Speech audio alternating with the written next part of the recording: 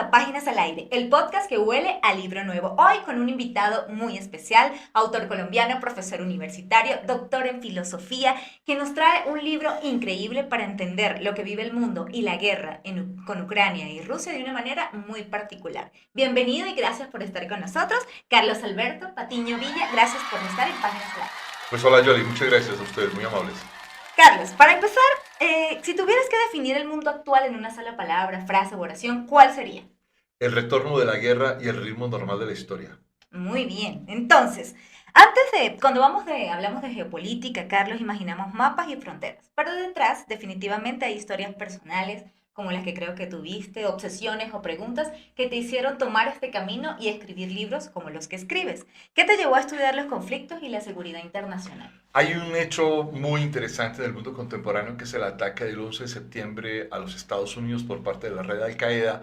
Y es un ataque, además de brutal, muy impresionante porque es el retorno de la religión que había iniciado con la revolución islámico-clerical de Irán en 1979, el surgimiento de las olas fundamentalistas en el cristianismo, en el judaísmo, en el hinduismo, en el budismo durante todo ese tiempo, pero además era el retorno de la religión con el terrorismo, con aspiraciones internacionalistas y con modificaciones del orden internacional. Y a la vez ese ataque demostró que en realidad los Estados Unidos no tenía una influencia tan grande del mundo como muchos le indican, pero que tampoco estaba solo en el gobierno mundial. Es decir, no había un mundo unilateral o un mundo unipolar y que por el contrario tenían un papel muy importante países como China, India, Rusia, Japón o Turquía y que adicionalmente los países que considerábamos tradicionalmente fuertes como los de Europa Occidental, pues desde la Segunda Guerra Mundial se convirtieron en países de segunda o tercera categoría. Claro, y recordando, por ejemplo, este momento específico o este descubrimiento, ¿cuál fue el descubrimiento o ese hecho que sucedió en el mundo actual que tú dijiste no es tan visible como parece y quiero plasmar? Pues un elemento muy interesante era cómo algunos países como China o India o Rusia van construyendo imperios o reconstruyendo imperios. En el caso de China y de Rusia es una reconstrucción de imperios. Y en el caso de China y el mundo asiático, todo el Asia-Pacífico, por ejemplo, es una especie de contrarrevolución geopolítica con respecto a lo que habían hecho los países occidentales a lo largo del siglo XVI, que era con pequeñas naves y un grupo de marineros osados insertarse en las redes globales de comercio. Y en el siglo XXI era el retorno de Asia al centro de ese mundo, además un mundo abigarrado, complejo, donde adicionalmente muchos se extravían en las explicaciones más fáciles, que son las explicaciones de los intereses económicos. Y lo más complejo es la historia o la religión o las identidades o las convicciones profundas de las personas y de los gobernantes. Claro. ¿Y cómo nació este libro, Carlos? Porque además no es un libro que tenga que leer un especialista como tal. Para todos es accesible y es un tema muy particular que creo que deberíamos estar empapados y conocerlo. ¿Cómo nació este libro? ¿Fue una reacción al mundo actual o ya lo venías pensando desde mucho tiempo atrás? Este libro tiene dos antecedentes muy importantes. En el año 2017 logré publicar un texto, parte de un proyecto de investigación de larga duración, que se llamó Imperios Contrastados, la destrucción del orden internacional. Salió con el sello de debate de Penguin Random House y era la constatación de esa disputa global entre los Estados Unidos visto desde Washington, el mundo visto desde Moscú en Rusia o desde Beijing en China, y obviamente qué elementos habían y por qué se estaba dando esa transformación. Luego, y además recogí en ese libro también lo que significó la invasión de Rusia a la península de Crimea y obviamente esa primera fase de la guerra en Ucrania. Luego, cuando empezó la guerra a plena escala, la invasión a plena escala de Rusia contra Ucrania el 24 de febrero de 2022, ese día comencé a escribir un libro que se llamó Guerra en Ucrania y sobre el contexto internacional de esa guerra. Lo terminé de escribir el día 24 de abril de ese mismo año, 2022, y salió publicado también en junio de ese año con el sello de debate de Random House. Y cuando ya habían pasado más de 30 meses de la guerra y y empezaba a darse la pregunta global de por qué Ucrania seguía resistiendo, por qué Rusia persistía en su guerra imperialista y qué papel estaba teniendo esa guerra como detonante de otros conflictos en el mundo, pues era necesario dar lugar a otro proyecto de investigación y otro proyecto de escritura, y de ahí salió este libro llamado La Guerra Global Invisible, Ucrania, el mundo y el retorno de los imperios. Sí, y este libro que además tiene una portada muy particular y que tiene unos mapas increíbles que creo que a todos les va a fascinar, es un enganche muy particular y te permite entender también todo lo que vas narrando en él, ¿no? Darle una ubicación en el mapa, que es muy interesante. Pero allí plantea que estamos viviendo una guerra global constante pero invisible. ¿Por qué o qué la hace invisible, Carlos? La hace invisible la espuma diaria de las noticias, es decir, ver las noticias únicamente, quedarse en las noticias, Claro. lleva a que se normalice el conflicto, de que mucha gente le parezca que es un conflicto que ni se vuelve más brutal, ni se resoluciona, y permanece como algo que está siempre diario allí sucediendo y no tiene, digamos, otro impacto. El problema es que en realidad no es una información más diaria, no es la información del clima, no es una Claro. información del movimiento de la economía o cosas parecidas, y en realidad es una guerra muy brutal que al día de hoy puede tener las informaciones, digamos, más concertadas globalmente, más o menos 1.450.000 víctimas. Hay fuentes que están hablando de más de 1.600.000 víctimas, con un número muy considerable de víctimas civiles, por encima de los 100.000 o 200.000 víctimas civiles, y incluyendo los niños raptados de Ucrania hacia Rusia o hacia otros lugares, o los niños que han sido raptados para el tráfico sexual internacional. Y esto pues se convierte en una crisis humanitaria, además de una crisis geopolítica muy importante. Claro. Entonces podemos decir que hoy la guerra también se libra en la mente y en la información más que en los territorios. Es una guerra por motivos fundamentalmente históricos, de revisionismo histórico. Es una guerra de la que Rusia lucha por recuperar lo que considera era su propio imperio, tanto en el periodo soviético como en el imperio ruso del siglo XIX, pero para Ucrania es una guerra existencial que se convierte en la liberación nacional de Ucrania, y que los ucranianos no están dispuestos a volver a quedar sometidos bajo el yugo de los rusos. Sí. Ahora, Carlos, para continuar, voy a darte unas pequeñas palabras. Vamos a hacer como una dinámica y de esta palabra.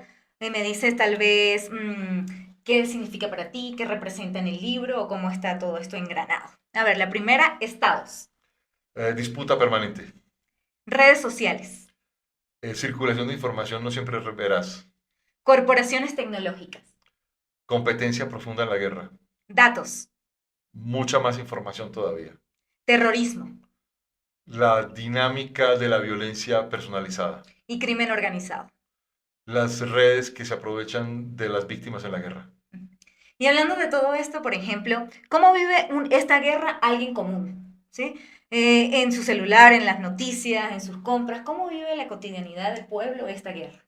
Pues para los ucranianos es una guerra que se ha vuelto realmente horrorosa, porque los ucranianos pueden estar en cualquier lugar, como ha pasado en las últimas semanas, por ejemplo, personas que viven en lugares, ciudades más hacia el occidente, tratando de huir de los frentes de guerra, viven en sus apartamentos o casas, y de pronto cae un misil ruso o un dron ruso, los bombardea, pero adicionalmente viven digamos, con mucho temor en muchas partes, porque los drones rusos persiguen hoy en día a los civiles. Hay ataques demostrados conscientemente contra los civiles en sus carros o saliendo de las compras o en los supermercados. La gente intenta vivir diariamente, intenta ir a los lugares de reunión, los lugares de comida, al trabajo, o incluso ir a fiestas, pero la verdad es que la guerra es omnipresente y cada vez mucho más. Claro, y nosotros como latinoamericanos. Pues América Latina está claramente afectada por esta guerra en muchos sentidos. Primero tuvimos una afectación importante en la exportación de granos que producen Rusia y Ucrania. Luego en la exportación de maquinaria, en la producción de alimentos, también que Rusia y Ucrania, y sobre todo Ucrania, era muy importante en ese momento en la maquinaria y en la tecnología alimenticia, pero luego también en los asuntos de las disputas diplomáticas y militares, y hay que recordar que en el caso de América Latina, 4 países en principio se comprometieron a apoyar abiertamente a Rusia, que eran Venezuela, Cuba, Nicaragua y Bolivia, y luego pues también aparece el gobierno de El Salvador con Nayib Bukele en una cercanía muy estrecha con Vladimir Putin, y en el caso de Brasil siempre hubo una continuidad de tanto de Jair Bolsonaro como de Lula, de tener una posición mucho más cercana a Rusia que a Ucrania, y esto hace que para América Latina este no sea un conflicto neutral. Claro. ¿Y cómo entonces nos manipulan tal vez esas narrativas y nos llegan a afectar incluso emocionalmente, crees tú? Pues de muchísimas maneras. Por ejemplo, algunos gobiernos en América Latina han privilegiado una de las guerras que se han detonado en relación con Ucrania en su dimensión geopolítica, que es el conflicto de Palestina, por ejemplo, sobre todo de Gaza y Israel contra Hamas, y pensar, por ejemplo, que es más importante y más terrible la guerra en Gaza, cosa que además quiero decir que es absolutamente horrorosa, claro, y que Israel ha cometido excesos que se parecen al genocidio o a la limpieza étnica en el caso de Gaza, y es realmente horrorosa, pero no es menos horrorosa la guerra y no es menos importante la guerra en Ucrania. Y esto esto lleva a una crisis de las narrativas muy complicadas. Ahora, el problema es que en América Latina y sobre todo en países como Colombia, Ecuador, México, Brasil, tenemos unos índices de criminalidad y una realidad de criminalidad muy fuertes, Sí, muy alto. que parecen ser muy brutales, pero en realidad no se parecen para nada a esa dinámica de guerras digamos, abarcadoras y Claro. tan sobrecogedoras. Sí, y entonces, qué señales podrían ayudarnos tal vez a darnos cuenta de que estamos siendo influenciados y cómo podemos nosotros incluso aportar? ¿Hay manera de defendernos como ciudadanos y de hacer que todo esto no pase? Pues Jolly, yo creo que lo que esto implica una necesaria compromiso de información, de Correcto. ilustración, de debate ilustrado, de debate público informado, pero no solamente informado, sino equilibrado y documentado. Claro.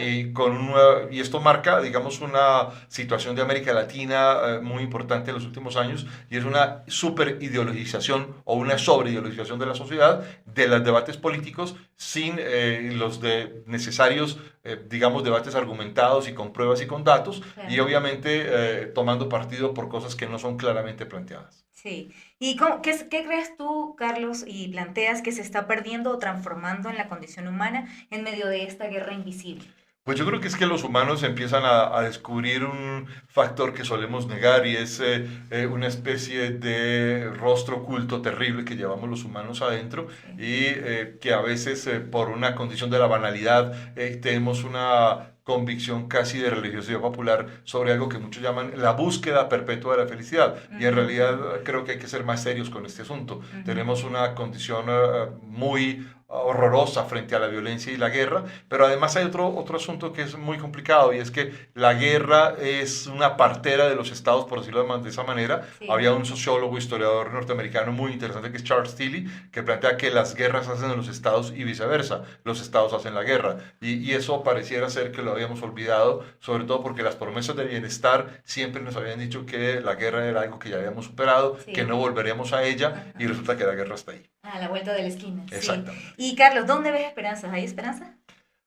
Bueno, Jolie, esa es una pregunta muy complicada para mí. Yo creo que hay esperanzas en el arte, hay esperanzas en la literatura, hay esperanzas en la posibilidad de poder sentarse a mirar el atardecer, pero esto implica realmente una comprensión de lo humano, Claro. un debate mucho más profundo, no Ujú. marcado por la banalidad, y un debate, digamos, mucho más cercano a la experiencia de la vida y de la libertad de los seres humanos. Sí.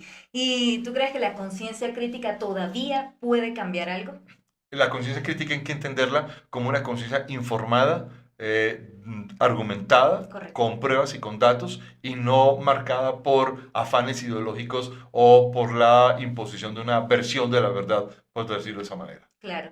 ¿Y qué quisieras tú que se lleve esa persona que lea tu libro cuando cierre la última página? ¿Con qué sensación o qué ideas quiere que se quede con él? Pues para mí sería muy importante que quien lea el libro se quede con la sensación de que ha adquirido una información de última mano de lo que está pasando en el mundo, y obviamente de la necesaria ilustración de los grandes problemas de los que estamos enfrentando como humanidad. Sí. Ahora, Carlos, a ver, una dinámica de verdad o mentira. ¿Qué crees tú? ¿Las redes sociales son más poderosas que muchos gobiernos? Ah, verdad. ¿Verdad? ¿Por qué? Porque suelen transmitir una información rápida, es muy simple, que no necesariamente requiere verificación desde el Verificación. punto desde el que lo recibe, y resultan ser falsas. Así es. ¿El miedo es un arma política? Absolutamente sí. Correcto. ¿La información viaja más rápido que la verdad? Sí, Lo que hablábamos de las redes claro que sí, sociales, obvio. La efectivamente. información es transmitir cualquier dato, pero no necesariamente verificarlo. Y la verdad requiere verificación y constatación. Correcto. Eso del bombardeo que decías de la información y sin verificar absolutamente nada. Claro, porque todo el tiempo estamos recibiendo información, información Expuestos a eso. de todo tipo de condiciones que no está verificada. Y esto pasa, por ejemplo, en la investigación, cuando uno utiliza fuentes abiertas y sobre todo, por ejemplo, fuentes de los medios de comunicación. Tienes que saber qué medios se está utilizando. Hay medios que se juegan todos los días la verificación de los datos y Sí. las pruebas, donde los periodistas juegan todos los días su prestigio y su Ujú. trabajo, y otros medios que cumplen una labor estatal de difusión de verdades preconcebidas. Y esto hace que sea muy difícil a veces verificar cada Que es condición. real, claro. Y tal vez la Guerra Fría nunca terminó, solo cambió de traje. No, la Guerra Fría sí terminó, no Ok. estamos en la Guerra Fría, no estamos en una Guerra Fría 2.0 o en una Segunda Guerra Fría, Ujú. estamos en una, podríamos incluso plantearlo en términos, como lo dirían algunos historiadores, en el retorno a las dinámicas reales de la historia. La Ujú. Guerra Fría fue un largo periodo de paz entre el 1947 y 1991 y ese periodo de paz global ha terminado y entramos de nuevo en las competencias abiertas por la guerra y el ordenamiento mundial. Sí. Entonces, para ya ir cerrando, Carlos, queremos invitar a todas las personas que nos siguen y nos escuchan a que adquieran este libro espectacular de Carlos Patiño y todos tus libros en cualquier sucursal de Librería Española en nuestra ciudad de Quito, en Ambato, en Santo Domingo. Ahora tenemos un nuevo local que deben visitar y en Guayaquil. O si no, pueden adquirirlos a través de nuestros canales virtuales, la página web www.libreriaespañola.com o nuestra línea WhatsApp, que a un clic de distancia podrán tener este gran libro que tiene, recuerden que tiene unos mapas increíbles que van a poder revisar durante la lectura y creo que les va a encantar y sí o sí deben estar informados. Entonces, Carlos, después de escribir este libro, después de analizar tantas formas de conflictos invisibles, ¿qué significa hoy para ti tal vez la palabra paz? La paz significa fundamentalmente capacidad institucional de control de la violencia y capacidad institucional de establecer mecanismos de resolver asuntos, problemas, conflictos a través de mecanismos institucionales. La paz no es una promesa romántica ni es un besito frente a los demás, es Claro. resolver asuntos institucionalmente. Claro.